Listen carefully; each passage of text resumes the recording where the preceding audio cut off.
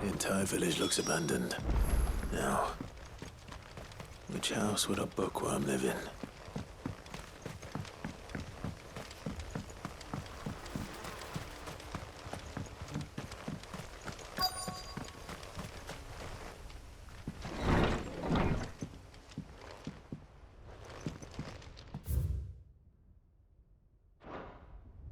This is a Royal Army logbook.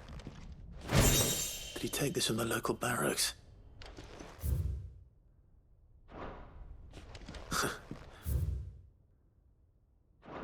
His interests were certainly varied.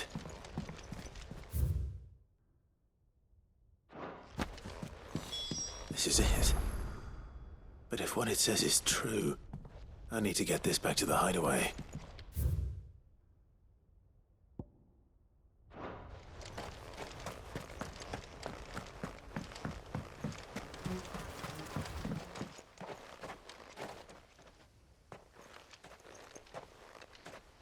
Leaving so soon, stranger? We've been watching you. From a distance, so to speak. Subtle. I know who you are. Then we need not waste time on introductions. Hand me the book. Leave it in our care and return to your life. Your care? Do you mean to burn it, or bury it? That is not my decision to make. But by one means or another, its contents shall be removed from the common record. Then I'll have to politely refuse. I won't let you erase our history. Then we find ourselves at an impasse. Very well. The book can just as easily be pried from your dead hand.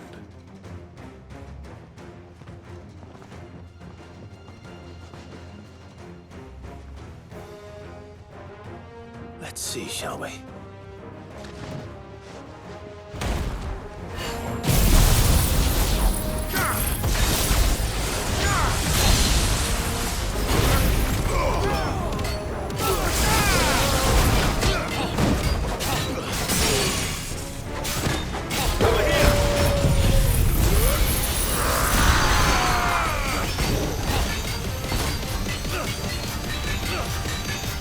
All yours, Tom!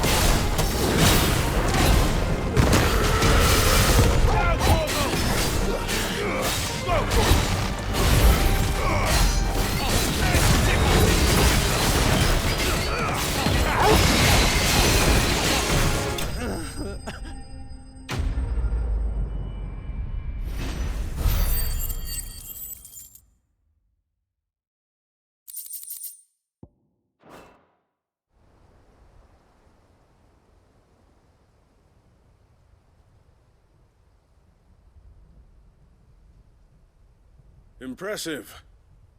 But we have other means. We shall claim the book yet. Why do you want it so badly anyway? It lays out in no uncertain terms the vanity and avarice of mankind. It tells the shameful history of the persecution and oppression of a gifted few by a giftless many. Would you say that this interpretation was correct? I don't know. You don't know. Your sword may be sharp, but your wits are dull. So let me answer for you. There is no correct interpretation of history. That a series of events took place may be proved beyond a doubt. But there can be no single, immutable explanation as to why they came to pass. It is a question of numbers and of belief. If enough people believe that a set of events occurred for a reason, that belief becomes the truth. So you're trying to control the truth? We are trying to protect people from themselves, from knowledge that would bring them naught but pain. That is all. You may keep the book, for now. The world is small. We shall meet again. Until then. Wait. Damn it. Let's get this back to Vivian. Perhaps she can explain what that was all about.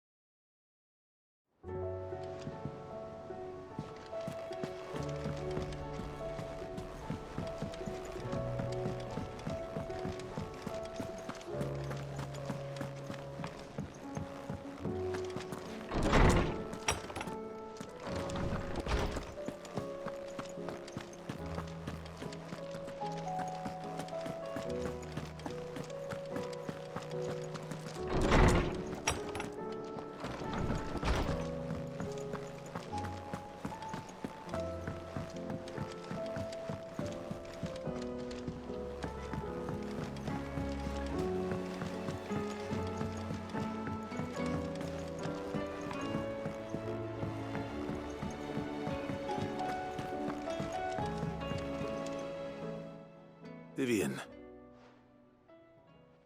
I found it. The book you lost.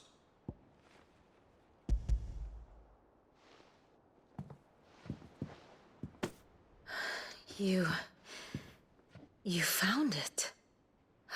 Thank you, Clive. Even though I asked this of you, I was not entirely sure it would be possible. I feared the executors had seized every copy.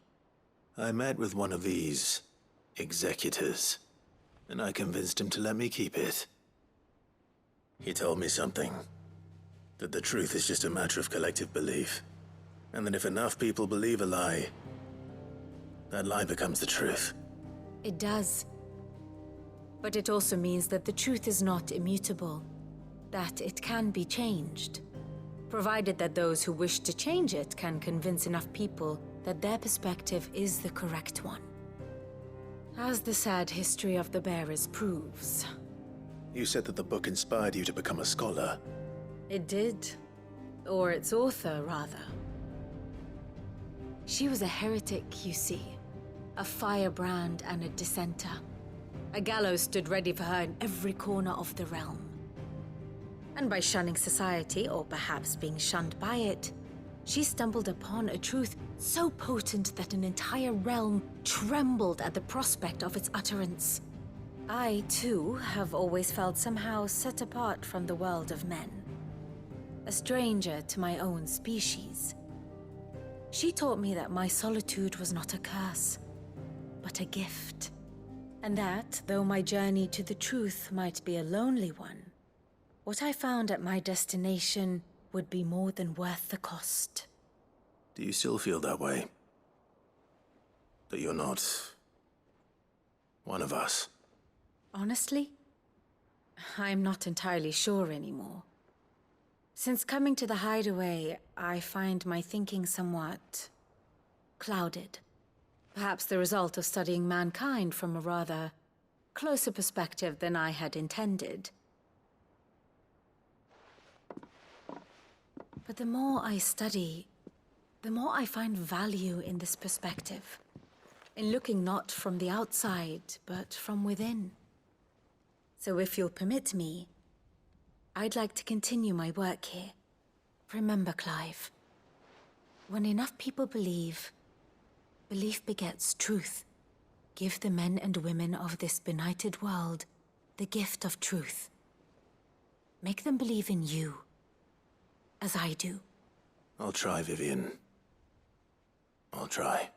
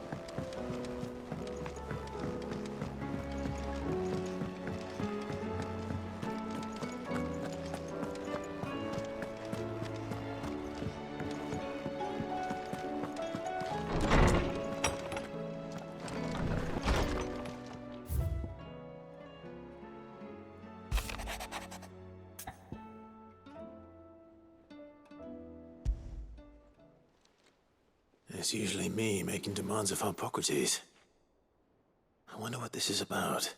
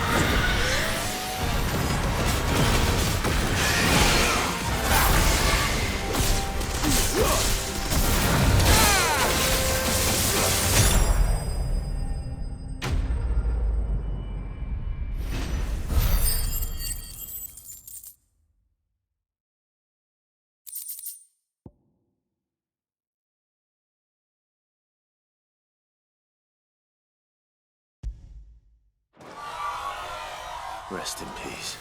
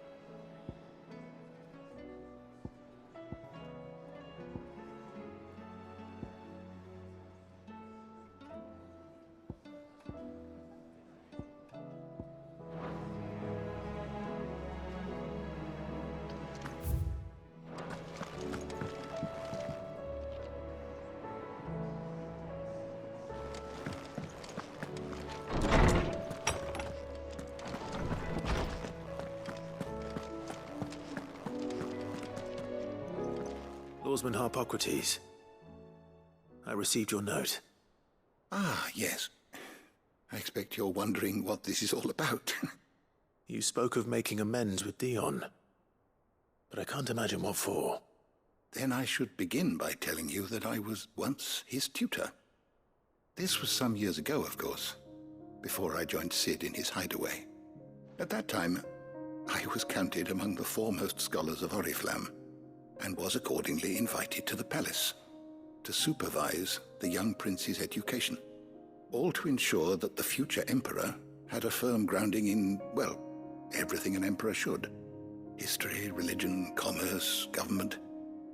Alas, our time together was cut short when Dion left to join the Dragoons, his studies no longer being deemed necessary. I had not expected to meet with him again, least of all here. Have you spoken with him? No, I have yet to find the right moment. His Highness always seems so preoccupied, especially when alone. I would not wish to disturb his ruminations with idle words of greeting, not when I know he dwells upon the evil Ultima had him commit in the Dominion. The guilt weighs heavily on him, I know. But as you say, that was Ultima's doing. Surely you can't blame yourself. When I first met him, it was not guilt, but his people's expectations that weighed heavily upon him. And I did nothing to ease that burden. He bore it alone, until the day he could not bear it any longer. It is one of my greatest regrets that I only ever offered him my wisdom, when what he truly needed was friendship. The blame for Dion's transgressions lies not only on his shoulders, but on mine. I see. I'm ready to help you in any way that I can. Then I beg that you bring me a wild wyvern tail. Apothecaries across the ages agree that even to glimpse such a flower is to be granted inner solace. Fabulists and fraudsters all, of course.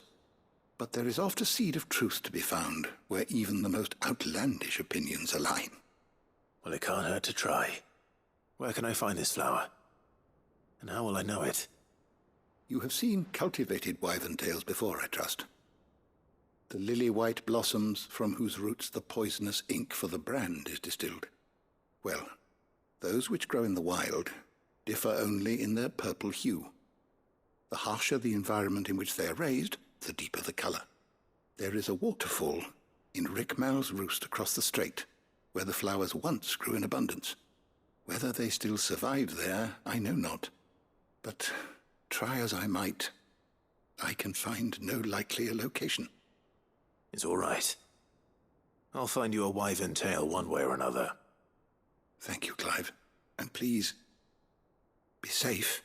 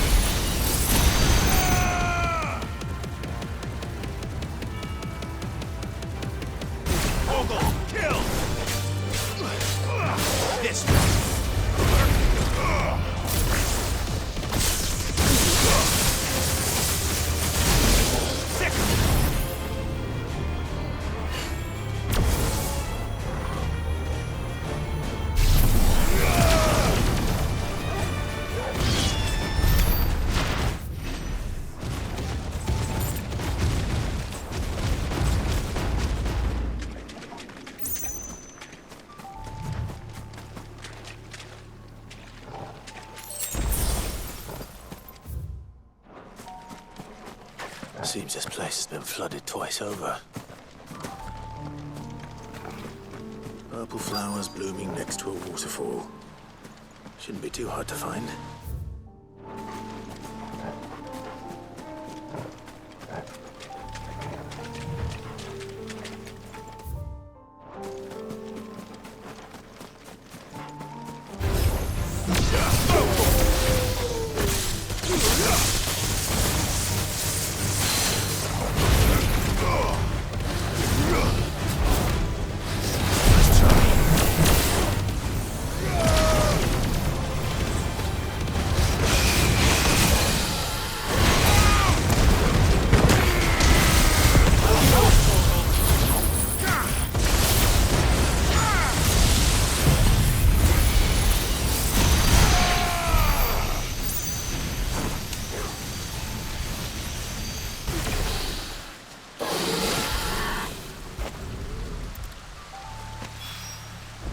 They are.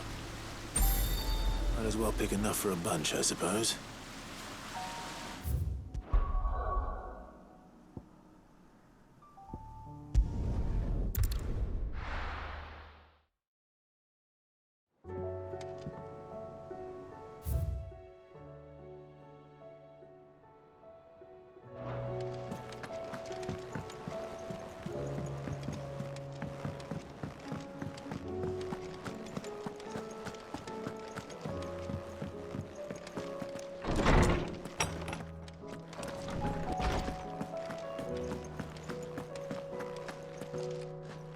Oarsman, I found the flowers you were looking for.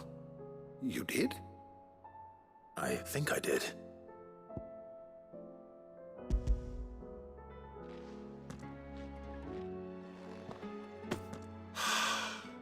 You did indeed.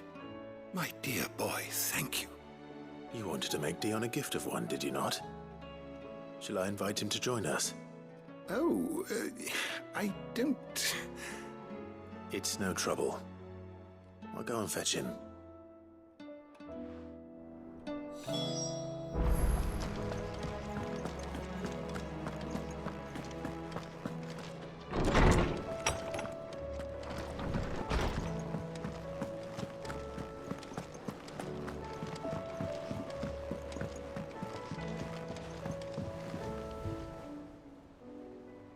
Your Highness, would you do me the honor of accompanying me? No. It is time, then. No. Only to the shelves. Our lawsman has something he'd like to give you. Master Harpocrates. No. I dare not show my face before him. Not after everything I have done. I have taken countless innocent lives. And ruined countless more. All because I was weak. I have sworn to atone for my crimes or die in the attempt. But were I to meet with him again, and see in his eyes what I have become, I fear that my resolve might falter. Then that is all the more reason to do it. Test your resolve. Prove to yourself, and to him, how strong it truly is.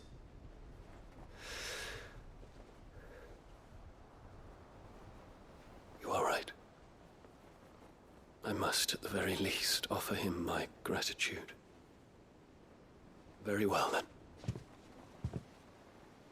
Take me to him. Follow me.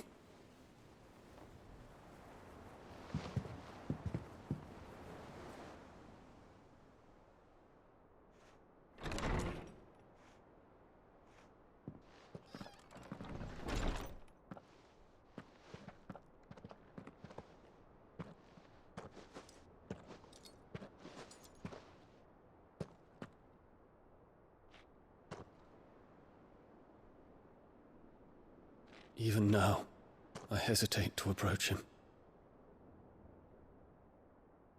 What must he think of me? You'd be surprised.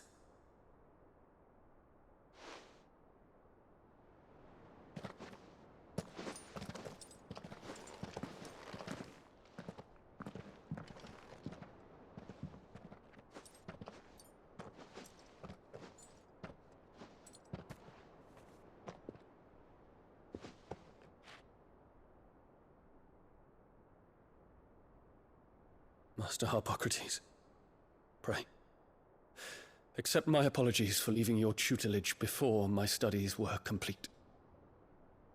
Your lessons opened my mind to a world quite unlike the one I had imagined from within the gilded confines of the palace. And I shall be forever grateful for the efforts you made to enlighten me. Lift up your head, Your Highness. The deeds of youth require no apology. That you took the time to visit me says much about the man you have become. Now, there is something I would like to show you.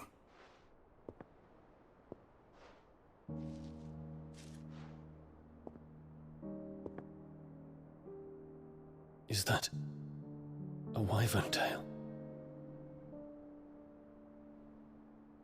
The color is unfamiliar to me. Because it is unique to those found in the wild. Something in the harsh environments in which they grow lends them this striking hue. Their roots are indistinguishable from those of their hothouse cousins, but once they bloom, the difference is immediately apparent. In this flower, I see you, Your Highness. Its roots were the roots of a wyvern tail, with all that implies. But they do not define it, just as yours do not define you. I want you to have it, that it might remind you of this truth.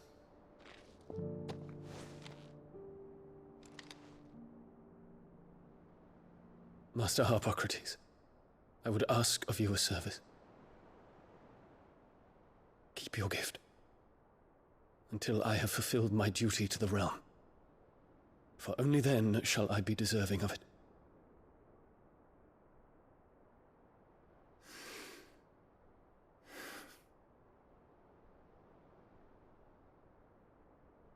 As you wish, Your Highness. I shall await your return.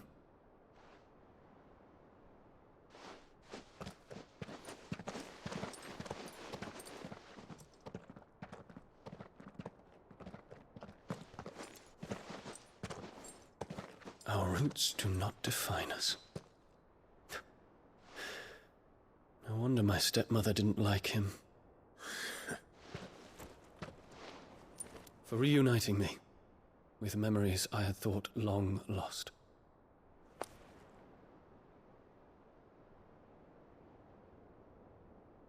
I shall not forget this.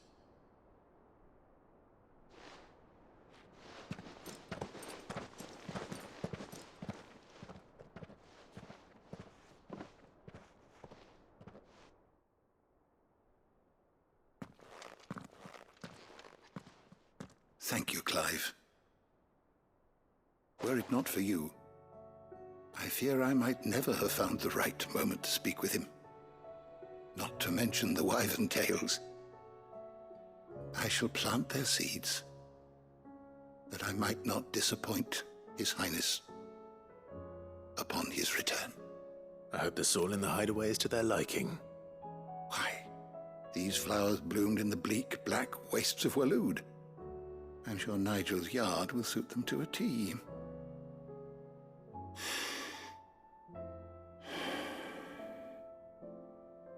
When it comes to expressing one's gratitude, I find that words are seldom sufficient. Here. What's this? A stolas quill. Or more precisely, my stolas quill. 'Tis said that an owl's feathers are steeped in the wishes it hears over its long lifetime. All those words just waiting to pour out onto the page. So consider this my wish for you. That one day you may put down your sword and pick up that pen. Well, when that day comes, I'll certainly have a lot to write about. Thank you, Harpocrates. It shall have pride of place in my chamber.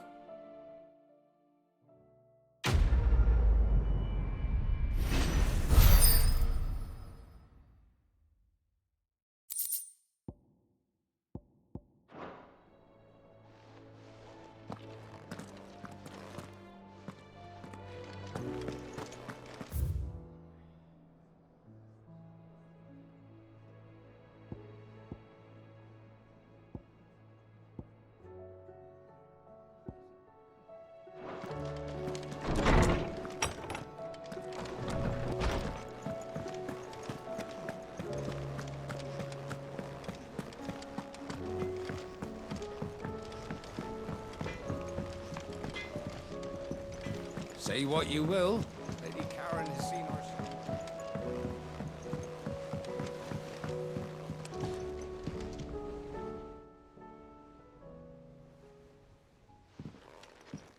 Pining for something, boy. What is it? What do you see out there?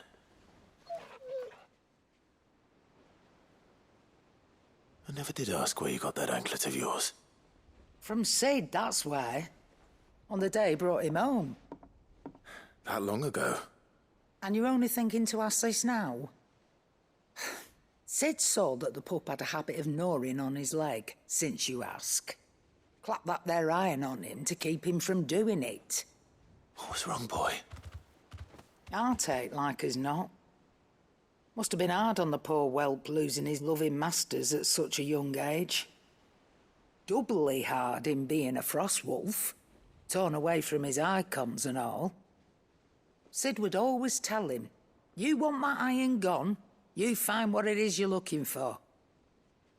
I reckon what he was looking for was you. I'm sorry, Torgal. Sorry for making you wait so long. Let's get that thing off you.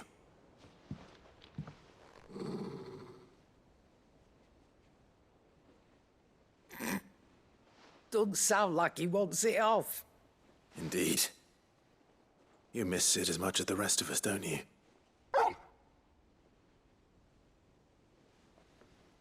You want me to go with you somewhere?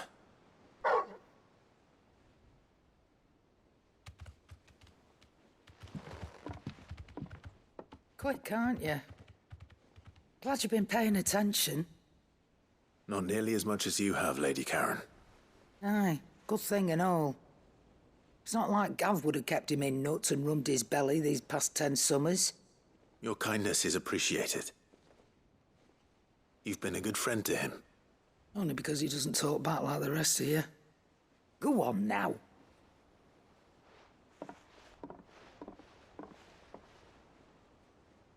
Where to then, Torgal?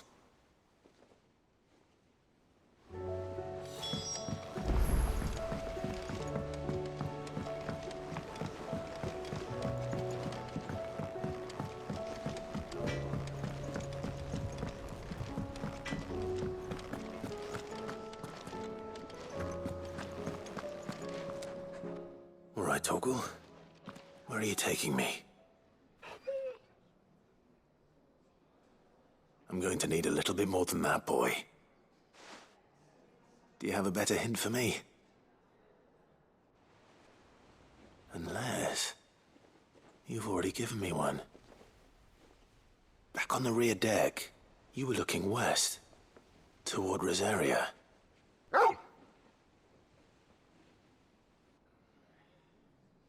Why don't we try the rookery?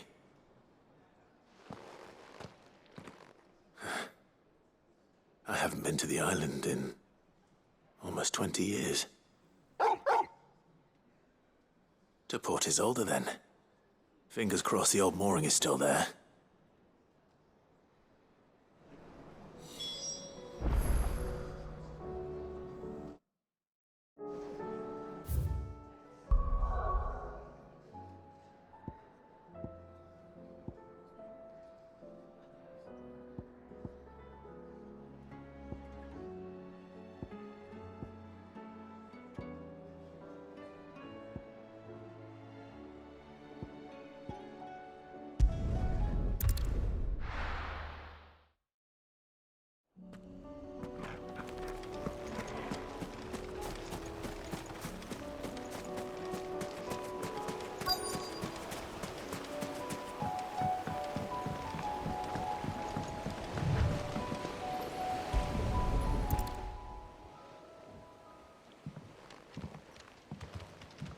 it's still here.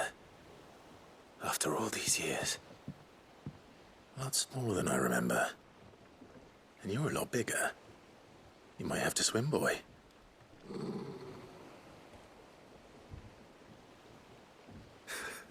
I wasn't being serious.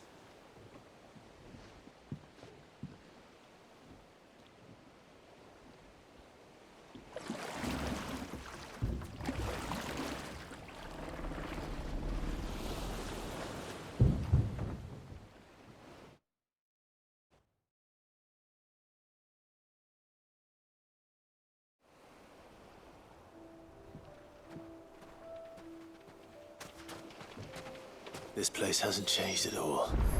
The rookery's right through those trees. Come on. Race you there? I bet I could still beat you.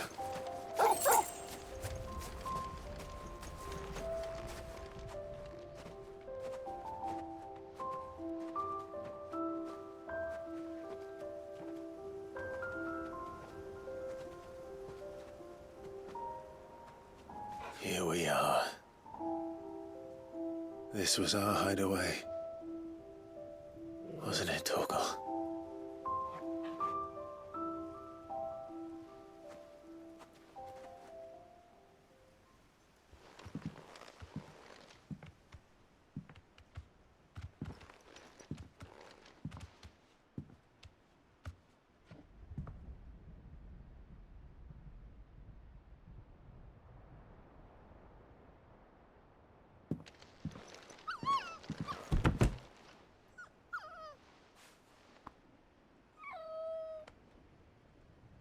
Coming here helped me to forget who I was. Or wasn't. Prince, shield. Son his mother could love. Had I been any one of those things? Perhaps.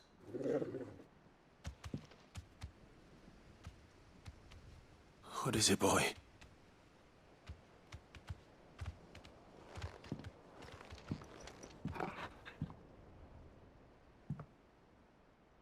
This is all from the castle. And Phoenix Gate. Did you bring these here?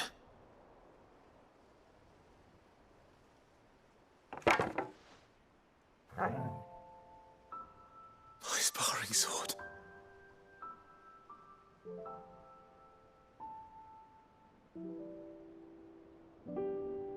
Well, well. You never stopped looking for me, did you, boy?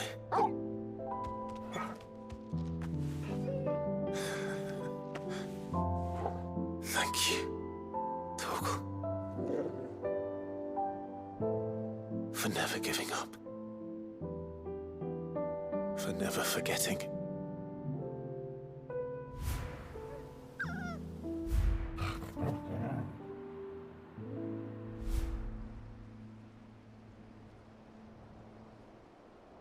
Let's take this with us, shall we? So I don't forget either.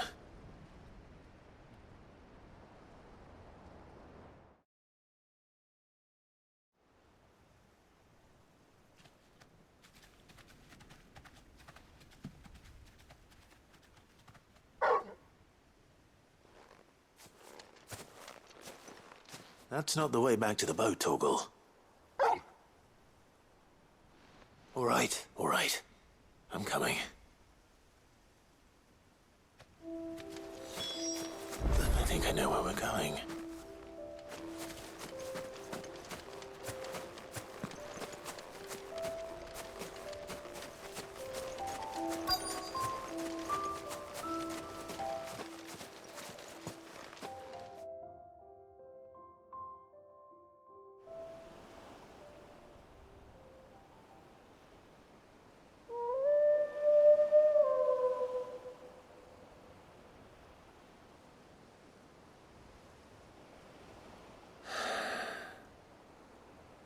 People always talk about the importance of putting the past behind you.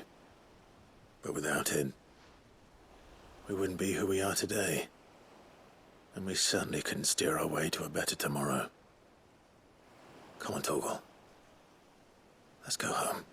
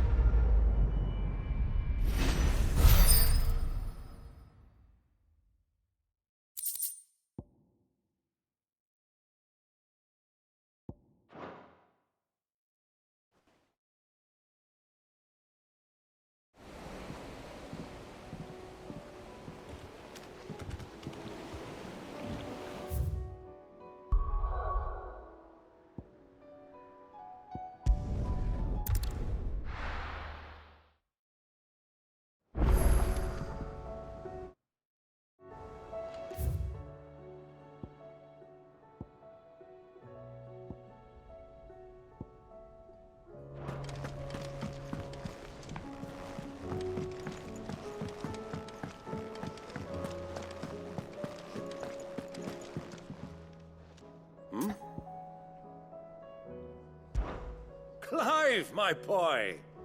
Rutherford informs me that we owe you our thanks. Hadn't intended for you to get involved, but such are the times we live in, huh?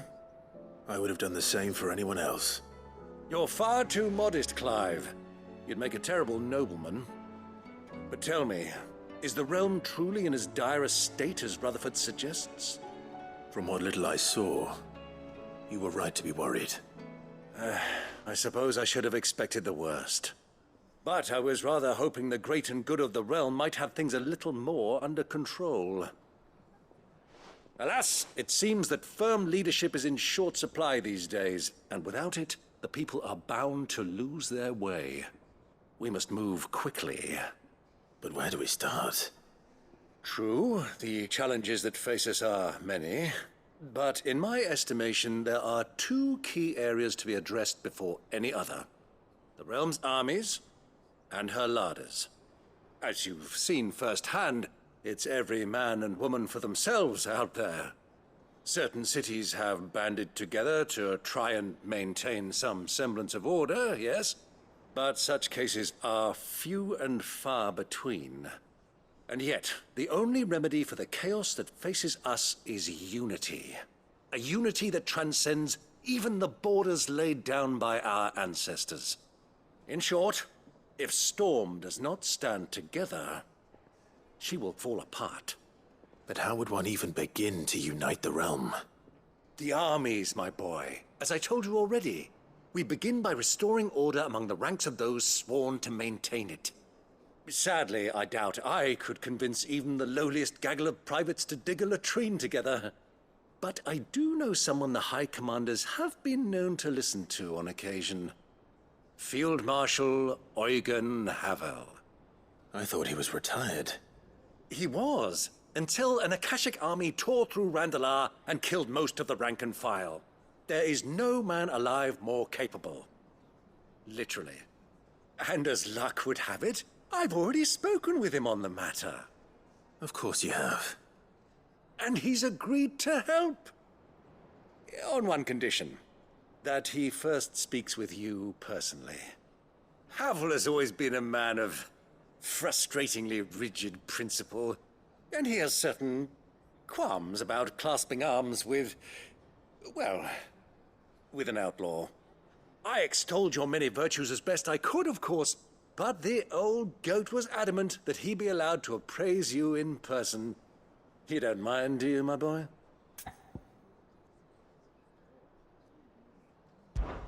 Of course not. As long as chaos reigns, we will never build a better world. I'll do whatever it takes. And if the Field Marshal wishes to speak with me in person, then so be it. That's the spirit. I'll leave for Randalar at once. Would you send a Stolas? Of course. Rutherford is already in the Dalmekian capital. I'll have him tell Havel to expect you forthwith. Excellent. Thank you, Uncle. No. Thank you, Clive.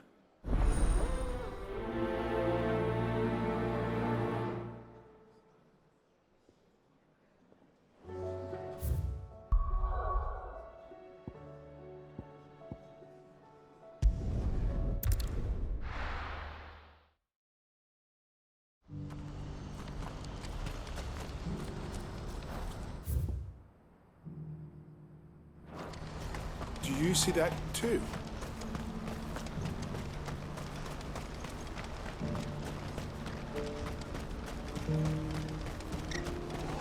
What is it? Oh, please. Just make it stop. I'm scared. It's all right.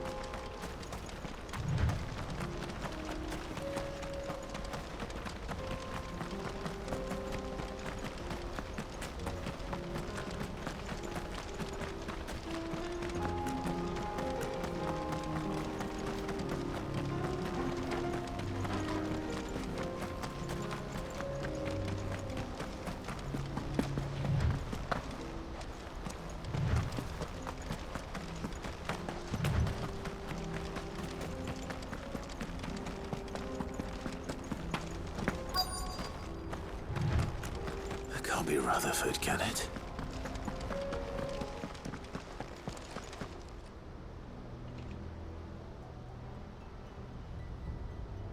Turncoats and cowards, the lot of you! If it's a fight you want, it's a fight you shall have! Allow me. I don't need your... Please, Field Marshal, oblige him. This won't take long. You're right. It won't. Men, finish him.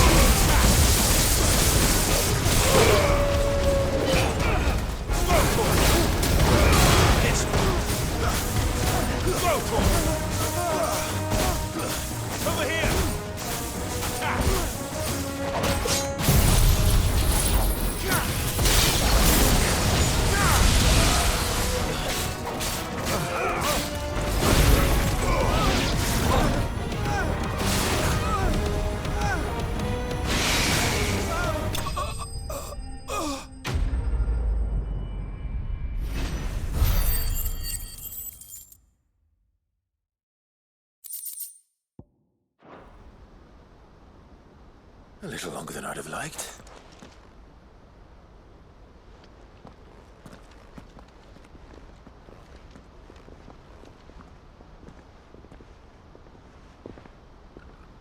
Field Marshal Havel, I presume. Are either of you injured? No, my lord. You arrived just as our escort turned on us. Fucking traitors. I'd heard reports of soldiers in the outlying regions abandoning the oaths they swore. But I hadn't thought the corruption had reached so close to the heart of the Republic. It's a fucking disgrace. Your interfering old bastard of an uncle tried to warn me, of course. My lord Marquis. Or is Sid the Outlaw more to your liking? Call me what you want. It doesn't change who I am, or the urgency of the message I bring. My uncle has a plan to right the realm, and he needs your help to see it through. Before I agree to anything, I'd have you answer one question. What do you stand to gain from all this? I won't deny that I might benefit from further chaos. But I seek a new beginning for all of us. And while the choices I've made may not always have been the right ones, I know I made them for the right reasons. For so long, so many of us have been told how we could live, how we could die, when it should have been our decision all along. Now we have a chance to put things right. But in order to take it, we must stand together. Even if it be beside those with whom we don't see eye to eye.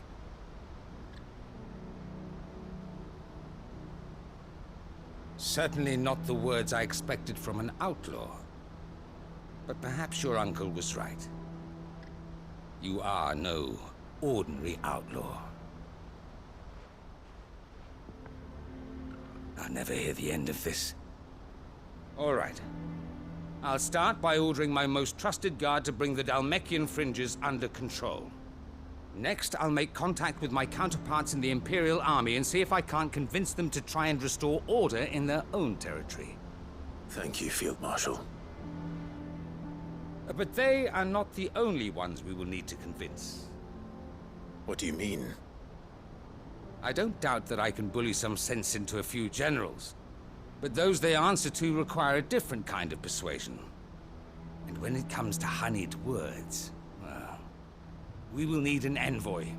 One who can court even the most stubborn of statesmen. You, perhaps.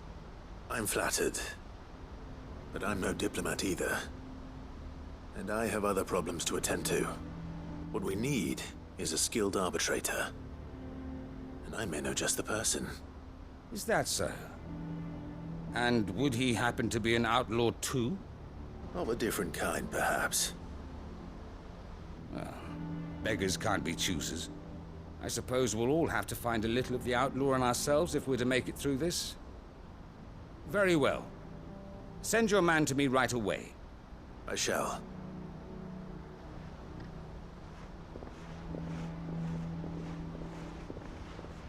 My Lord Marquis.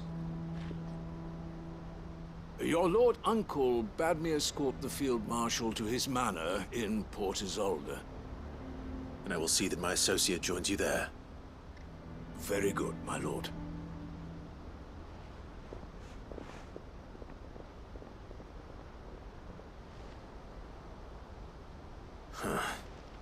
An envoy. I'm not sure I'm the man to talk anyone round. I can barely convince my brother to take his medicine. No. This is a job for someone with experience. Someone like Quentin. I hope I can convince him at least.